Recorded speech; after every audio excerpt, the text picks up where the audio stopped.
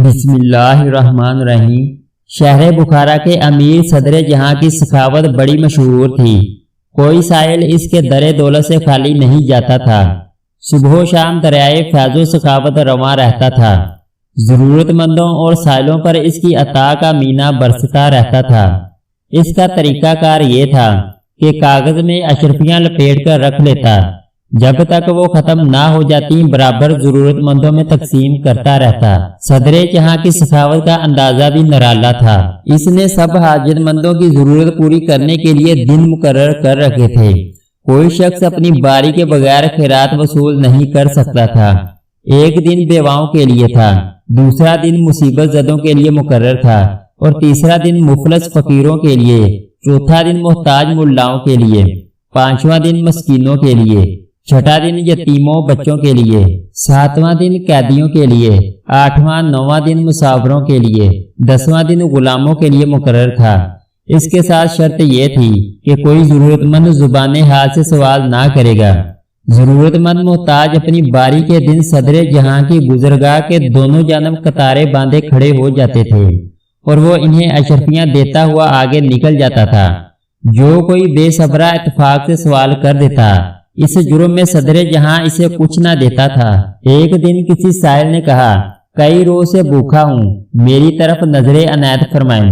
لوگوں نے ہر چند اس آدمی کو روکا اور سمجھایا کہ ایسا نہ کر۔ وہ اپنی ضد پر اڑا رہا اور برابر صدا لگاتا رہا۔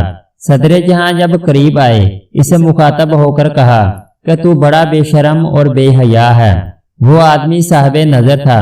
اس نے صدر جہاں کو کہا، اس جہاں میں تو بھی خوب موج اڑا رہا ہے اور اگلے جہاں کی نعمتیں بھی حاصل کرنا چاہتا ہے۔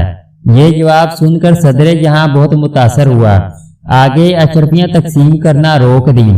غلاموں کو حکم دیا، جس قدر مال و دولت یہ آدمی طلب کرے اسے دے دو۔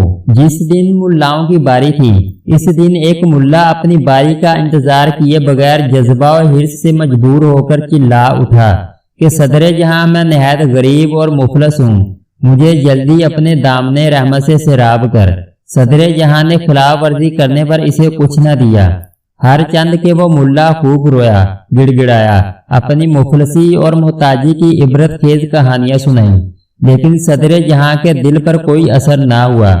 باقی سب ملاؤں کو نوازا گیا، مگر اسے ایک کوڑی بھی نہ ملی۔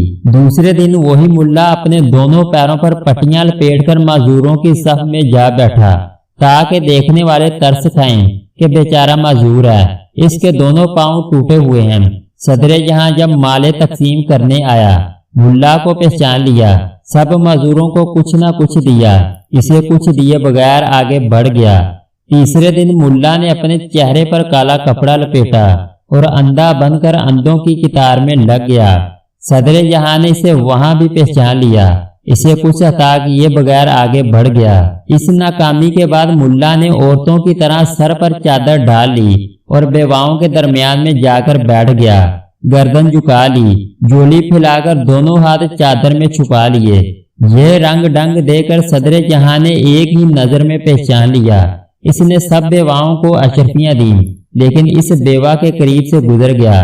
جب یہ وار بھی خالی گیا تو ملا کے دل میں غم و غصے کی آگ بھڑک اٹھی۔ اگلے روز منہ اندھیرے ایک کفن چور کے پاس پہنچا اور اسے کہا کہ مجھے ایک کفن میں لپیٹ کر سرے راہ جنازہ بنا کر رکھ دو، کوئی بھی پوچھے جواب نہ دینا، خاموشی کے ساتھ میرے جنازے کے قریب بیٹھے رہنا۔ صدر جہاں ادھر سے گزرے گا، لاوارث جان کر تدفین کے لیے اشرفیاں ضرور دے گا، اس میں سے نصف تمہارا ہوگا۔ کفن چور یہ تجویز سن کر راضی ہو گیا۔ ملا کا جنازہ تیار کر کے سرے راہ رکھ دیا گیا۔ تھوڑی دیر بعد صدر جہاں کی سواری آئی، دیکھا کہ ایک لاش کفن میں لپٹی پڑی ہوئی ہے اور قریب ہی ایک شخص غمگین صورت بنائے بیٹھا ہے۔ صدر جہاں نے اشرفیوں کی ایک تھیلی اس میت پر پھینک دی۔ ملا نے فوراً کفن سے ہاتھ باہر نکالا اور اشرفیوں کی تھیلی اپنے قبضے میں لے لی۔ یہ تماشا دیکھ کر صدر جہاں رک گیا۔ اسی وقت ملا نے کفن سے منہ باہر نکالا اور صدر جہاں سے مخاطب ہو کر کہنے لگا، اے جود و سخا کا دروازہ بند کرنے والے، دیکھا آخر ہم نے تجھ سے لے کر ہی چھوڑا۔ صدر جہاں نے جواب دیا، ارے احمق، جب تک تو مرا نہیں ہماری سرکار سے کوئی فائدہ حاصل نہ کر سکا۔ دوستو، اللہ تعالیٰ نے بھی دعا مانگنے کے اصول و ضوابط مقرر فرمائے ہوئے ہیں، ان سے روح گردانی کرنے والا مردار رہتا ہے۔ اگر آپ کو ہماری ویڈیو اچھی لگی ہے تو اس کو لائک اور سبسکرائب کر دیں۔